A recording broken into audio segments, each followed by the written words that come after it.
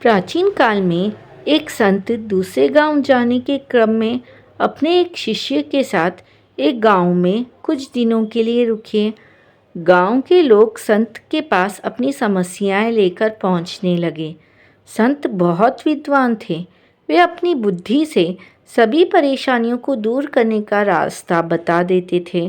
कुछ ही दिनों में संत की प्रसिद्धि पूरे क्षेत्र में फैल सी गई। संत रोज प्रवचन भी देते थे।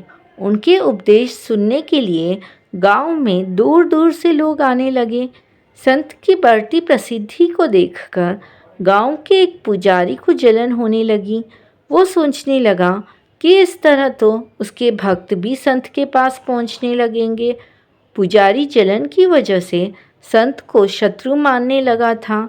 पुजारी ने संत की छवि खराब करना शुरू कर दिया। वो गांव के लोगों को कहने लगा कि ये संत पाखंडी है और लोगों को मूर्ख बना रहा है। पुजारी के कुछ साथी भी इस काम में उसका साथ दे रहे थे। एक दिन संत के शिष्य ने गांव में अपने गुरु की बुराई सुनी तो वो क्रोधित हो गया।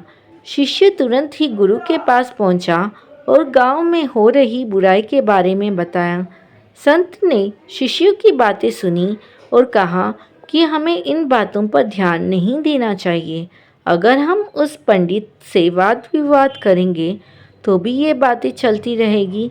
जिस तरह हाथी पर कुत्ते भौंकते हैं लेकिन हाथी अपनी मस्ती में चाल में चलता रहता है, ठीक उसी तरह हमें भी ऐसी बुराइयों पर ध्यान नहीं देना चाहिए। अपने काम में मन लगाना चाहिए। दोस्तों, ये कहानी से हमें यह सीख मिलती है कि यह ज़रूरी नहीं है कि हर व्यक्ति आपके पक्ष में हो। समाज में कुछ लोग हमारे पक्ष में होते हैं तो कुछ विपक्ष में भी होते हैं।